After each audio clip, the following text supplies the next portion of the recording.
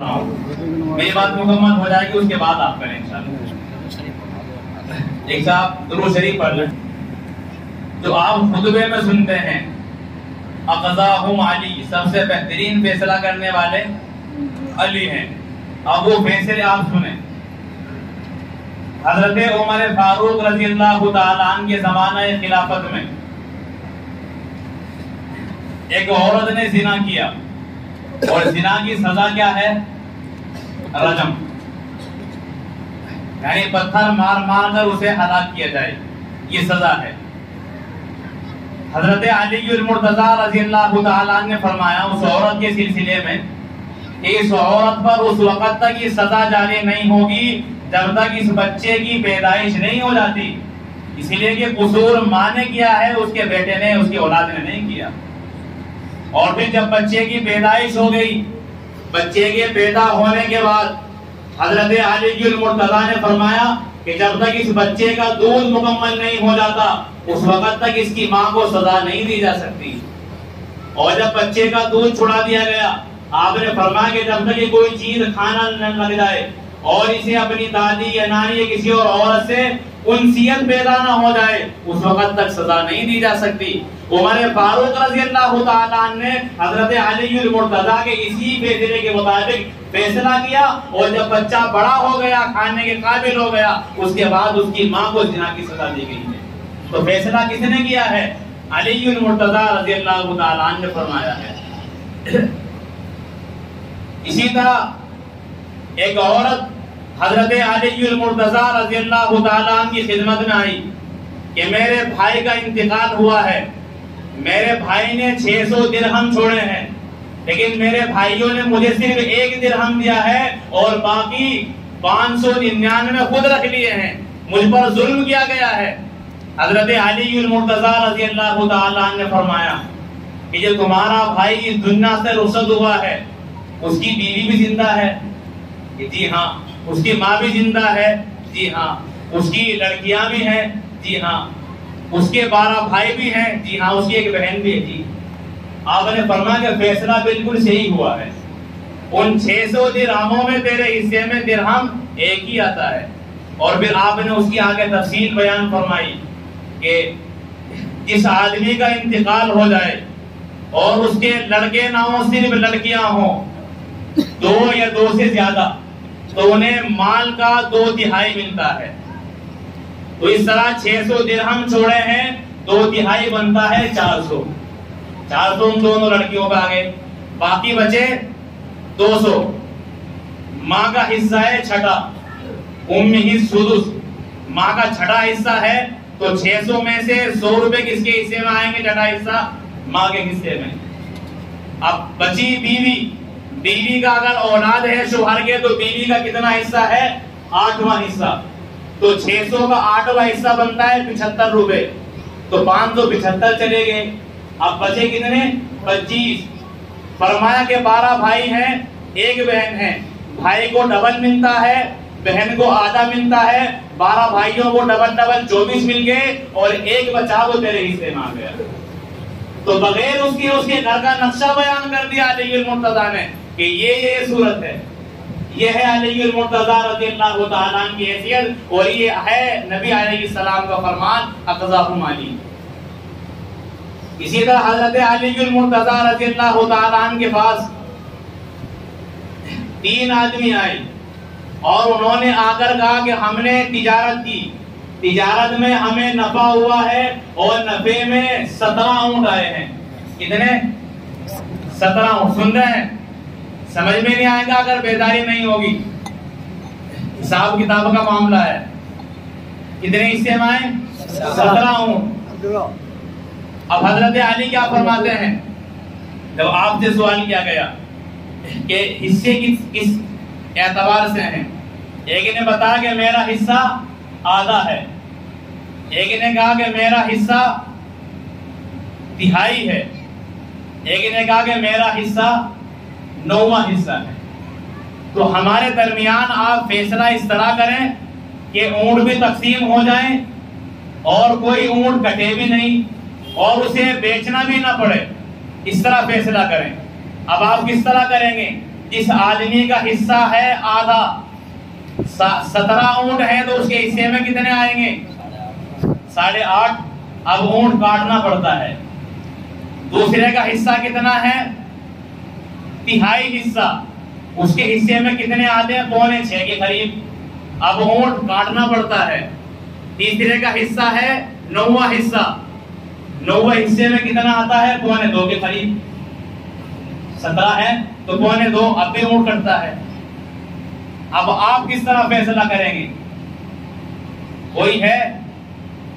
بھائی بہت سارے گریجویٹ بیٹھے ہیں، گریجویٹ ہیں بہت سارے، ہے کوئی تو فیصلہ کرے گا؟ یہ طاقت علی کی المرتضیٰ ہی کے اندر ہے، اسی لیے کہ حضرت علی ہی کے بارے میں رسول اللہ فرماتے ہیں اقضاہم علی۔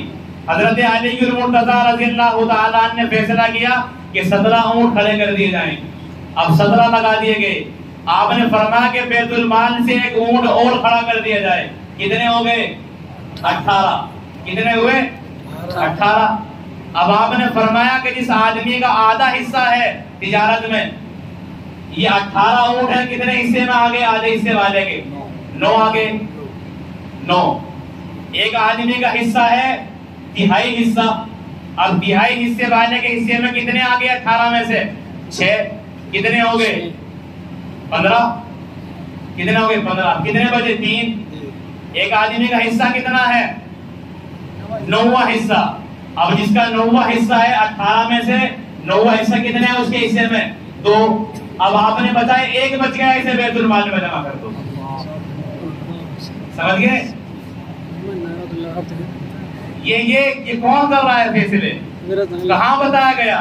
علی کی شان بتائی کہاں جاتی ہے؟ آپ کا ذہن و دماغ کتنا بڑا ہے؟ بڑے بڑے جسٹس آپ کے قدموں کو چومنے پر مجبور ہے، بتایا کون کرتا ہے؟ کتنا شاندار فیصلہ ہوا۔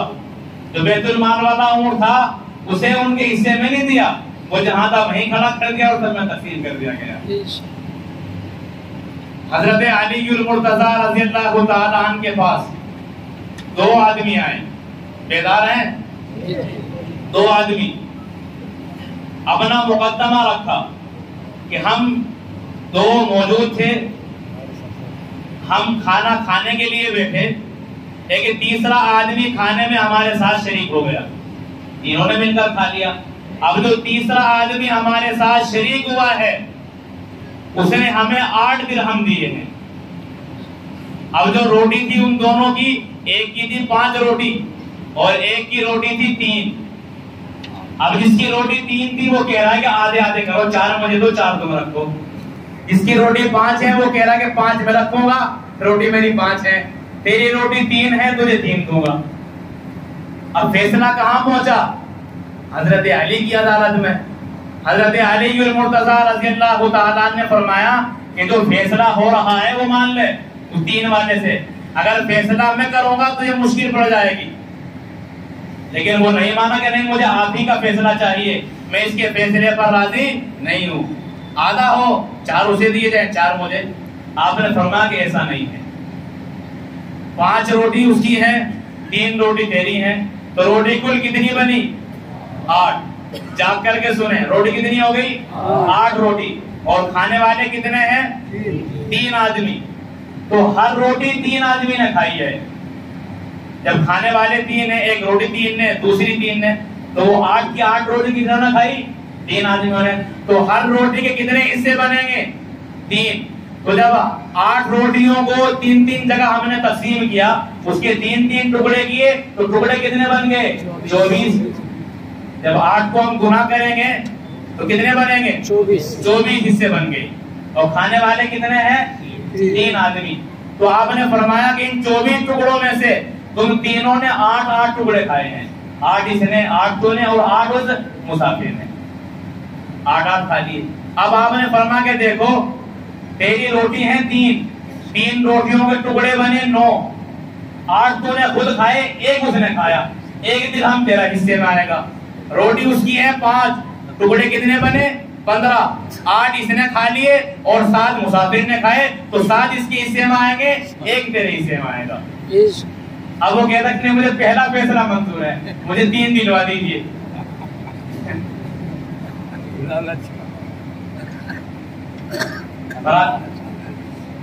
آج بھی کہاں تک ذہن جاتا ہے؟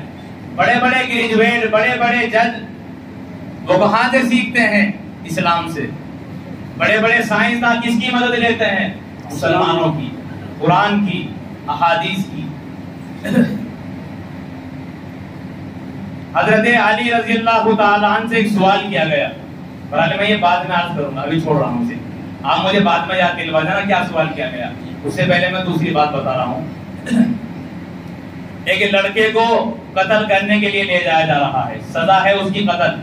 کیا ہے سزا؟ اور الزام کیا ہے؟ اس نے اپنے آقا، اپنے مالک کو قتل کیا ہے۔ حضرت علی کو وہ دیکھ کر کہتا ہے کہ میں بے قصور ہوں۔ آپ نے معلوم کہ پھر کیوں قتل کیا جا رہا ہے؟ تو آپ کو حکومت کے کارندوں نے بتایا کہ اس نے اپنے مالک کو قتل کیا ہے، اور یہ خود اقرار کر رہا ہے کہ میں نے قتل کیا ہے۔ آپ نے معلوم کیا تو اس نے اقرار کیا کہ ہاں میں نے اپنے آقا کو، اپنے مالک کو قتل کیا ہے، لیکن میں ہوں بے قصور۔ اب حضرت علی نے فرمایا کہ اسے چھوڑ دو۔ آپ نے فرمایا کہ میں اس کی تحقیق کرتا ہوں، اس کے بعد اس کا فیصلہ ہوگا۔ حضرت عمر فاروق رضی اللہ تعالیٰ عنہ نے ہر جگہ، ہر مقام پر فیصلوں کے لیے حضرت علی ہی کا انتخاب کیا ہے۔ حضرت علی المرتضیٰ رضی اللہ تعالیٰ عنہ نے اس سے معلومات کی۔ اس نے بتایا کہ میرا آقا میرے ساتھ بدفعلی کرنا چاہتا تھا، میں نے اسے قتل کر ڈالا تاکہ میں اس گناہ سے بچ جاؤں۔ یہ لوٹی تھا، قوم لوط کا امن کرنے والا۔ اب حضرت علی المرتضیٰ نے فرمایا کہ فیصلہ 3 دن کے بعد کیا جائے گا۔ جب 3 دن مکمل ہو گئے، آپ اس مقتول کی قبر پر پہنچے گھر والوں کے ساتھ، اور فرمایا کہ قبر کھودی جائے۔ قبر کھودی گئی تو قبر کے اندر لاش موجود نہیں تھی۔ اب حضرت علی المرتضیٰ رضی اللہ تعالیٰ عنہ نے فرمایا کہ یہ لڑکا بالکل بے قصور ہے، اسی لیے کہ میں نے اللہ کے رسول علیہ السلام سے سنا ہے، اللہ کے رسول علیہ السلام نے فرمایا کہ جو بندہ قوم لوط والا عمل کرتا ہے، اپنی خواہشات لڑکوں مردوں کے ذریعے پورا کرتا ہے، جب وہ مر جاتا ہے تو 3 دن کے بعد اسے قوم لوط کی قبرستان میں پہنچا دیا جاتا ہے، وہ اپنی قبر میں موجود نہیں رہتا۔ تو میں نے دیکھا قبر کے اندر وہ موجود نہیں ہے، معلوم یہ ہوا کہ لڑکا سچ بول رہا ہے، اسے سزا نہیں دی جا سکتی۔ یہ ہے فیصلے علی المرتضیٰ کے۔ آپ مسئلے کی گہرائی تک جاتے ہیں، اور جہاں انسان کی عقل کام کرنا بند کر دیتی ہے، وہاں سے آپ کی عقل کا آغاز ہوتا ہے۔ اللہ کے رسول علیہ السلام کو جب آپس میں بے تکلفات ہوتے، بے تکلفی ہے، تو آپ نے ہر جگہ حاضر جوابی سے جواب دیا ہے۔ ایک مرتبہ کھجوریں کھائی جا رہی ہیں، حضرت علی کی آنکھ دکھ رہی ہے، تو اللہ کے رسول علیہ السلام نے فرمایا کہ تمہاری آنکھ دکھ رہی ہے پھر بھی کھا رہے ہو کھجور۔ تو حضرت علی رضی اللہ تعالیٰ عنہ کیا فرماتے ہیں رسول اللہ کو؟ یا رسول اللہ، اس آنکھ کی طرف سے کھا رہا ہوں جو بالکل ٹھیک ہے، ادھر سے کھائے نہیں رہا ہوں۔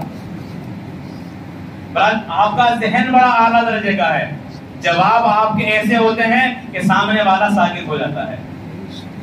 اللہ کے رسول علیہ السلام کے دسترخوان پر کھجوریں کھائی جا رہی ہیں، اللہ کے نبی علیہ السلام کھجور کھا جائیں، گٹھلی حضرت علی کے سامنے کھائی، گٹھلی وہاں، اور پھر وہاں ڈھیر لگ گیا، حضرت علی کی بھی ہو گئی اور رسول اللہ کی بھی۔ اللہ کے نبی علیہ السلام نے فرمایا کہ علی، سب سے زیادہ گٹھلیاں تمہارے سامنے، کھجوریں تم نے زیادہ کھائی ہیں۔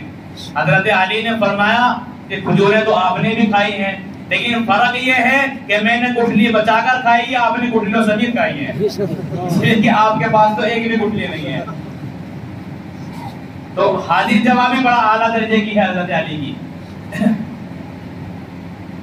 ایک شخص حاضر ہوا، اس نے کہا کہ نکاح کیا ہے؟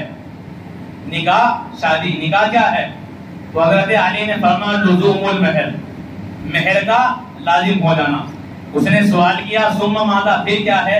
آپ نے فرمایا سرور الشہر، 1 مہینے کی خوشی۔ پھر اس نے سوال کیا ثم ماذا، پھر کیا ہے؟ آپ نے فرمایا غموم الدہر، پوری زندگی کا غم۔ پھر سوال کیا اس کے بعد کیا؟ آپ نے فرمایا قصور الظہر، اس کے بعد کمر ٹوٹ جاتی ہے۔ سائل نے سوال کیا ثم ماذا، آپ نے فرمایا نزول القبر، پھر بندہ قبر میں اتر جاتا ہے. تو آپ کے الفاظ بھی وہی رہے، کیا لزوم المہر،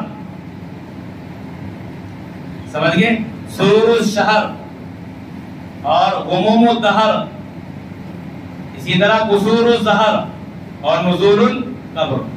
تو وہی سلسلہ جواب کا الفاظ بہت نہیں ہے جو جواب دیا جا رہا ہے.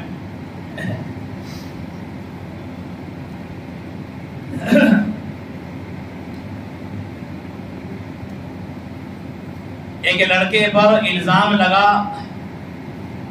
مفتری کا، یعنی الزام یہ تھا کہ یہ تہمت لگا رہا ہے ایک عورت پر، اور جو بندہ کسی پاک دامن عورت پر تہمت لگائے اس کی سزا ہے 80 کوڑ اسلام کے اندر. اب ایک لڑکے کو لے کر کے جا رہا ہے، وہ حضرت علی کو دیکھ کر کہتا ہے کہ میں بے قصور ہوں، مجھ پر الزام لگایا گیا ہے، اور جو عورت مجھ پر الزام لگا رہی ہے یہ میری ماں ہے.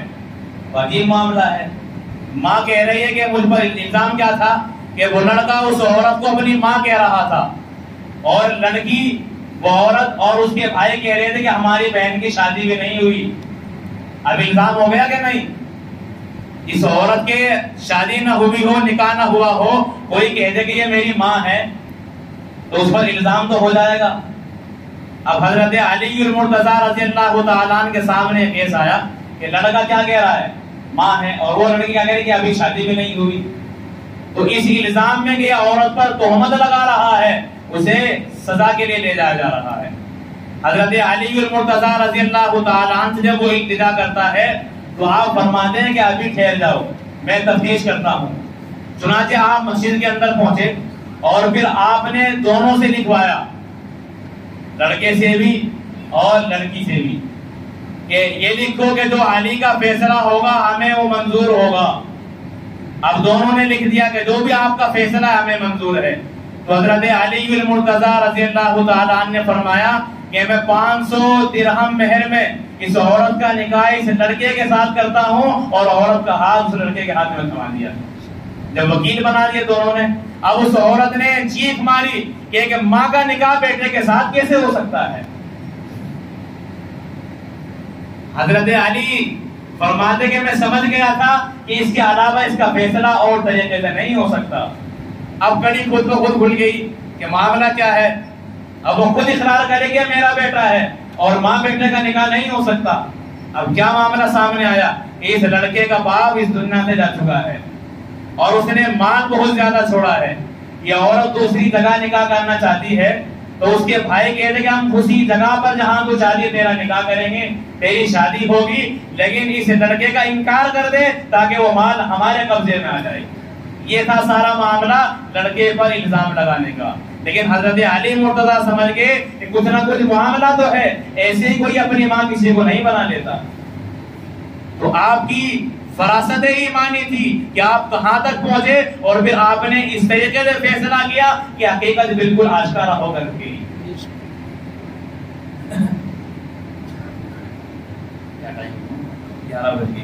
بہرحال اونگنے لگے. بات مکمل کر رہا ہوں. سوال میں نے عرض کیا تھا ابھی کہ حضرت علی المرتضی رضی اللہ تعالیٰ عنہ سے سوال کیا گیا، نماز کا وقت ہے، نماز کا، آپ چاہتے کہ میں نماز پڑھوں گا، کہ یہودی آیا، اس نے سوال کیا کہ پہلے میرے سوال کا جواب دے دے اس کے بعد نماز پڑھ لینا. اور پھر سوال کیا کیا اس نے کہ مجھے یہ بتائیں کہ وہ جانور کون سے ہیں جو انڈے دیتے ہیں، اور وہ جانور کون سے ہیں جو بچے دیتے ہیں. بتائیں گے آپ؟ آسان کا سوال ہے. کون کون سے جانور ہیں؟ جس کے کان باہر ہیں جو تو بچے. تو حضرت علی نے کیا جواب دیا کہ جس کے کان باہر ہیں وہ بچے دیتے ہیں، اور جس کے کان اندر ہیں وہ انڈے دیتا ہے. سو گنتا رہو اتنے میں نماز پڑھ لو. سارے جانور. تو اللہ تعالیٰ نے آپ کو ذہانت بڑی اعلیٰ درجے کی دی ہے، اور تینوں خلفائے ان کے پوری خلافت کے زمانے میں فیصلے حضرت علی المرتضی رضی اللہ تعالی عنہ نے فرمائے ہیں. اسی لیے کہ رسول اکرم علیہ السلام نے آپ کو فرمایا ہے اقضاہم علی، کہ میری امت میں سب سے بہترین فیصلہ کرنے والے وہ علی المرتضی رضی اللہ تعالیٰ عنہ کی ذات گرامی ہے۔ حضرت علی المرتضی کا جب زمانہ خلافت آیا تو آپ نے اپنی زمانہ خلافت میں اعلان کیا کہ جو آدمی مجھے ابو بکر و عمر پر فضیلت دے گا، میرے مقام کو ابو بکر و عمر سے آگے بڑھائے گا، تو میں اس انسان پر مفتری کی سزا جاری کروں گا۔ یعنی جو کسی پر الزام اور بہتان لگائے اس کی سزا ہے 80 کوڑے۔ تو حضرت علی فرماتے کہ جو ابو بکر و عمر کو مجھ پر فضیلت دیتا ہے، یہ انسان بھی بہتان لگانے والا ہے، اس کی کمر پر بھی 80 درے لگائے جائیں گے۔ یہ فیصلہ کس کا ہے؟ اپنے زمانہ خلافت میں حضرت علی المرتضی رضی اللہ تعالیٰ عنہ نے یہ خود فیصلہ فرمایا ہے۔ تو جو آدمی ابو بکر و عمر کو فضیلت دیتے ہیں، حضرت علی کے فیصلے کے مطابق، آپ کے قول کے مطابق مستحق ہے کہ ان کی پیٹ ہو اور حضرت علی کا درہ ہو اور پھر گنتی شمار 80 کی جائے۔ یہ میرا نہیں ہے، یہ حضرت علی کا فیصلہ ہے۔ بہرحال آپ کی مکمل زندگی رسول اللہ کے ساتھ بھی اور پھر خلفائے ثلاثہ کے ساتھ بھی محبت بھری ہے۔ سن 40 ہجری رمضان المبارک کا مہینہ ہے اور رمضان کی 17 تاریخ ہے۔ حضرت علی المرتضی رضی اللہ تعالیٰ عنہ پر صبح فجر کی نماز میں حملہ کیا جاتا ہے۔ 3 آدمی ہیں خارجی جو حضرت علی پر بھی کفر کا فتویٰ لگاتے ہیں، حضرت معاویہ پر بھی کفر کا فتویٰ لگاتے ہیں، اور حضرت علی اور حضرت معاویہ کی جو سن 38 ہجری میں صلح ہوئی ہے، اس صلح میں جتنے لوگ ہیں ان تمام پر وہ کفر کا فتویٰ لگاتے ہیں۔ انہیں کہا جاتا ہے خارجی، ان کا میں نے پہلے حوالہ دیا تھا۔ یہ مسلمان نہیں ہیں۔ اللہ کے نبی علیہ السلام نے پہلے ہی پیشین گوئی فرمائی تھی۔ تو حضرت علی رضی اللہ تعالیٰ عنہ کے خلاف جنگ لڑی ہے، اور جنگ نہروان جو ہوئی ہے وہ انہی خارجیوں کے ساتھ ہوئی ہے، اور حضرت علی المرتضی نے ان تمام لوگوں کو قتل کر ڈالا۔ چند افراد بچے جو بھاگ گئے، انہی کے 3 افراد بچے ہوئے ہیں جو مکہ مکرمہ میں حرم کے اندر بیٹھ کر یہ طے کرتے ہیں کہ ہم تینوں کے تینوں رمضان المبارک کی 17 تاریخ میں صبح فجر کے وقت 3 آدمیوں کو قتل کریں گے۔ تو یہ قتل کرنے والے کون ہیں؟ 3 آدمی، اور 3 آدمیوں ہی کے متعلق قتل کا فیصلہ کیا جاتا ہے۔ ان میں کون ہے؟ ایک تو حضرت علی ہے، عبد الرحمن ابن ملجم یہ کہتا ہے کہ میں حضرت علی کو قتل کروں گا۔ اسی طرح دوسرا کہتا ہے کہ میں حضرت معاویہ کو قتل کروں گا، اور تیسرا کہتا ہے حضرت عامر بن عاص رضی اللہ تعالیٰ عنہ کو قتل کروں گا۔ تو تینوں عظیم شخصیات کی اسلام کی، اور تینوں کے متعلق فیصلہ کر لیا گیا۔ جب رمضان المبارک کی 17 تاریخ آئی اور صبح فجر کا وقت آیا، حضرت معاویہ رضی اللہ تعالیٰ عنہ پر بھی حملہ کیا گیا، مگر جیسے ہی آپ پر حملہ ہوا، آپ آگے کو ہوئے تو تلوار آپ کے پیچھے لگی اور آپ شدید زخمی تو ہوئے، لیکن آپ کی وہ تکلیف علاج کے ذریعے سے کامیاب ہو گئی، ٹھیک ہو گئی، اور اللہ تعالیٰ نے آپ کو محفوظ رکھا۔ جس کی حفاظت خدا کرتے ہیں، جس کی موت کا فیصلہ نہیں ہوتا، اسے کوئی نہیں مار سکتا، وقت مقررہ پر آتی ہے۔ تو حضرت معاویہ بچے، اسی طرح حضرت عامر بن عاص رضی اللہ تعالیٰ عنہ، آپ بیمار تھے اور بیماری کی وجہ سے آپ مسجد میں نہیں، اپنے گھر میں آپ نے نماز ادا کی اور دوسرے آدمی کو نماز پڑھانے کے لیے بھیجا، اس پر حملہ کیا گیا اور قتل کر دیا گیا۔ تو آپ محفوظ رہے، لیکن حضرت علی المرتضی رضی اللہ تعالیٰ عنہ کا وقت متعینہ آپ پہنچا تھا، اسی لیے عبد الرحمن ابن ملجم رات کی تاریکی میں چھپ کر بیٹھ گیا، اور حضرت علی جب صبح سویرا اٹھ کر مسجد میں نماز ادا کرانے کے لیے پہنچتے ہیں تو وہ راستے میں آپ پر اتنا حملہ کرتا ہے کہ آپ کے سرور پر تلوار ماری جاتی ہے، اور سر پر تلوار لگنے کی وجہ سے آپ کی داڑھی مبارک خون میں رنگین ہو جاتی ہے۔ اللہ کے رسول علیہ الصلوۃ والسلام فرماتے ہیں کہ سب سے زیادہ بدبخت 2 انسان ہیں، سب سے زیادہ بدبخت دو انسان ہیں. ایک انسان تو وہ ہے جس نے حضرت صالح علیہ السلام کی اونٹنی کو قتل کیا تھا, اور دوسرا انسان وہ ہے جو علی تیری گاڑی کو خون سے رنگین کرے گا. ان دونوں انسانوں کو رسول اکرم علیہ السلام نے دنیا کے بدترین انسان قرار دیا ہے. ایک حضرت علی کا قاتل ابن ملجم ہے, اور دوسرا حضرت صالح کی اونٹ کا قاتل ہے.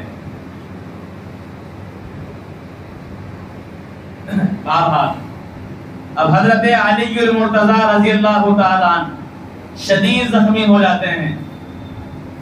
آپ کو علاج کے لیے دوائیاں وغیرہ دی جاتی ہیں, مگر آپ جانبر نہیں ہوتے, اور آپ اپنے بیٹے حضرت حسن اپنے گھر والوں سے فرماتے ہیں کہ اگر میں ٹھیک ہو گیا تو اس قاتل کے متعلق میں خود فیصلہ کروں گا, اور اگر میری شہادت ہو گئی تو پھر میرے بدلے میں اسے قتل کر دینا. چنانچہ اس کے کئی روز کے بعد حضرت علی مرتضی رضی اللہ تعالی عنہ اسی حملے کی وجہ سے شہید ہو گئے, اور پھر اسی کے بدلے میں عبد الرحمن ابن ملجم کو قتل کیا گیا, اور حضرت علی المرتضی رضی اللہ تعالی عنہ کو نماز غسل وغیرہ دیا گیا, اور پھر آپ کی نماز حضرت حسن رضی اللہ تعالی عنہ نے ادا کرائی.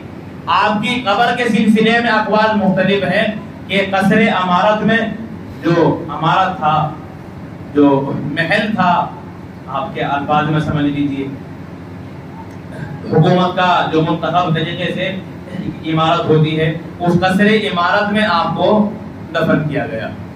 اور ایک روایت ہے کہ مسجد جامع کے نزدیک آپ کو دفن کیا گیا. اور اس کے علاوہ اور بھی ایسی روایتیں بھی ہیں جن کے نہ سر ہیں نہ پاؤں. محدثین نے اس روایت کا رد کیا ہے کہ آپ کے تابوت کو اونٹ پر رکھ دیا گیا, اونٹ لے کر بھاگ گیا. بس یہ معاملہ ہے, وہ کیسا اونٹ تھا, اس کی نکیل بھی کسی نے پکڑی ہوئی نہیں تھی, یا اونٹ پر بھی جنازے جاتے ہیں.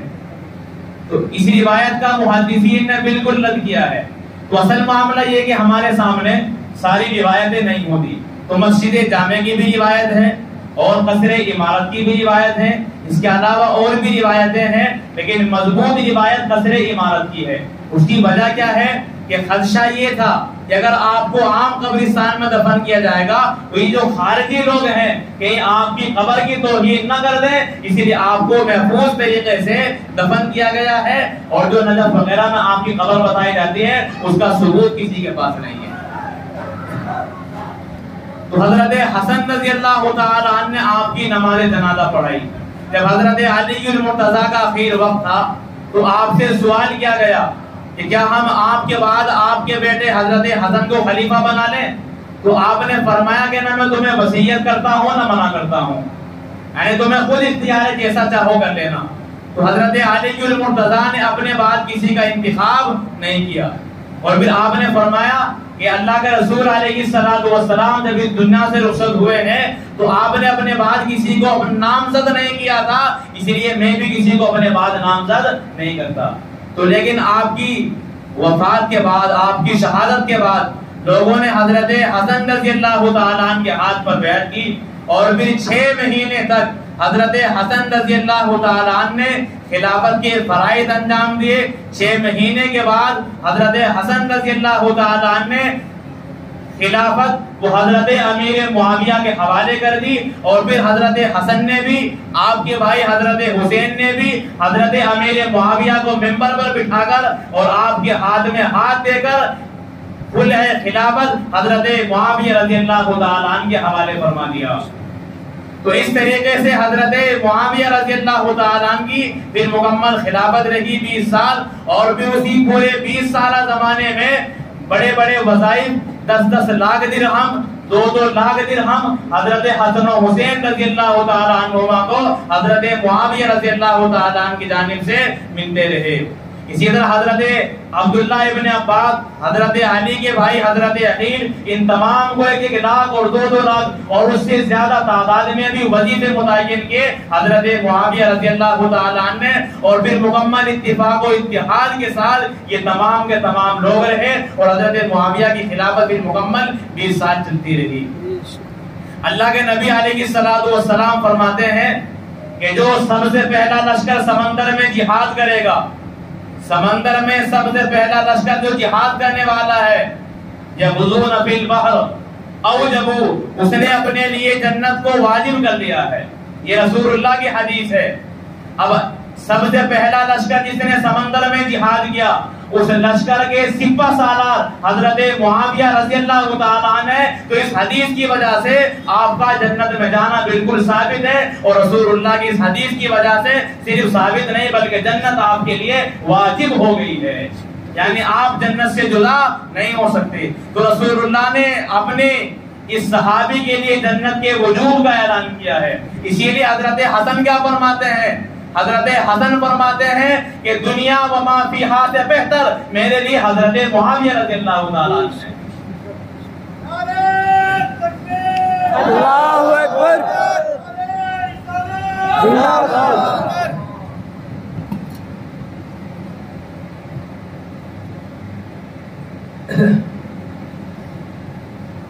بہرحال صحابہ میں دشمنی نہیں ہے. اگر کوئی دشمنی مانتا ہے تو وہ قرآن کا انکار کرتا ہے.